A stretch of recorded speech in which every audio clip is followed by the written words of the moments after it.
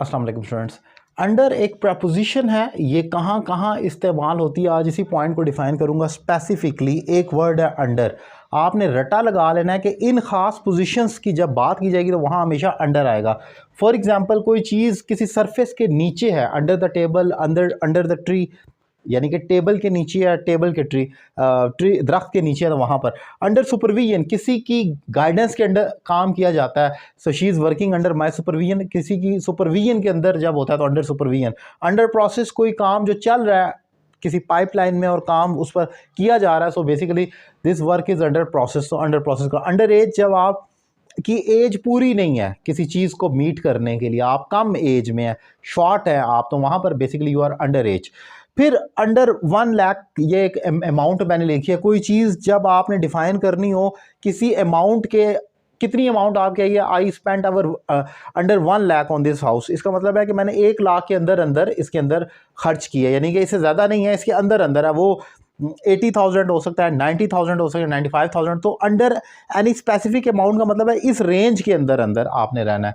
फिर जब आप कोई भी चीज़ किसी स्टेट में होती है, किसी हालत में होती है कानून की सेंस में, तो अंडर मार्शल लॉ आप कह दें, या अंडर द फॉलोइंग सेक्ट कह लें, या अंडर द फॉलोइंग सेक्शन कह लें, इस सेक्शन के मुताबिक। तो ये बेसिकली जब मार्शल लॉ भी लगा है तो this country is under martial law, ये मार्शल लॉ के ज़ेर साया या इस पर मार्शल लॉ लगा हुआ है। फिर अंडर समवन, आप किसी के अंडर काम करते हैं, so she is basically working under me, 10 people are working under me in my company, तो 10 लोग मेरे अंडर काम करते हैं, इसका मतलब है मैं उनका बॉस हूँ। तो जब आपके अंडर कोई काम करे तो उसका मतलब है आप उसके बॉस कंसिडर किए जाएंगे।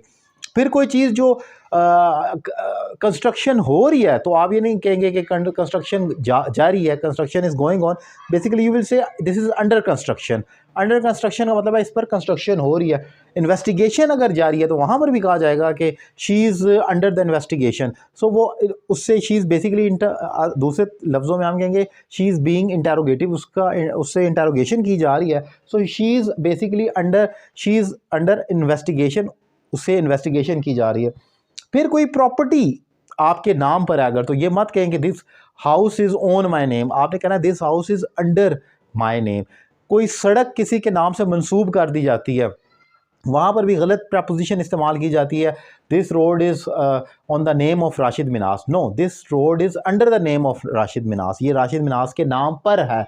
तो जब कोई चीज़ किसी से मंसूब कर दी जाती है तो वहाँ पर भी प्रॉपर्टी हो जाए, कोई भी आप कह लें कि मटेरियल चीज़ है जो किसी से मंसूब कर दी जाती है, रोड हो गई, घर हो गया, प्लाजा हो गया, तो वहाँ पर भी अंडर का इस्तेमाल होता है। सो ये बाय एंड लार्ज अगर देखा जाए सारा मजमूई तौर पर ये अंडर का इस्तेमाल है। जो मैंने सारा इंटरनेट खंगाल कर देखा, जो मेजर यूजेज मुझे नज़र आया वो ये था, उसको मैंने कंपाइल कर दिया तकरीबन 8-9 पॉइंट्स के अंदर, ताकि मैं इजीली डिफाइन कर सकूं और आप उसे याद कर सकें। इसको प्रपोजिशन कहा जाता है, इसका कोई हल नहीं है सिवाय इसके कि इसको याद किया जाए, इसमें आपकी कोई मदद नहीं कर सकता। आपको पॉइंट्स बता दिए जाएंगे यहाँ यहाँ अंडर आना है, इसके बाद आपने क्या करना है कि इसके फ़िक्रे बनाएं, इसको याद करें, लिखें, किसी को चेक कराएं, किसी को सुनाएं।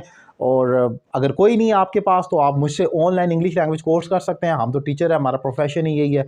आप मुझे ज्वाइन करें, घर बैठे अपनी इंग्लिश में एक ज़बरदस्त इंप्रूवमेंट लाइक रीज़नेबल फ़ी पे कर नंबर आपकी स्क्रीन पर मौजूद है। Thank you very much.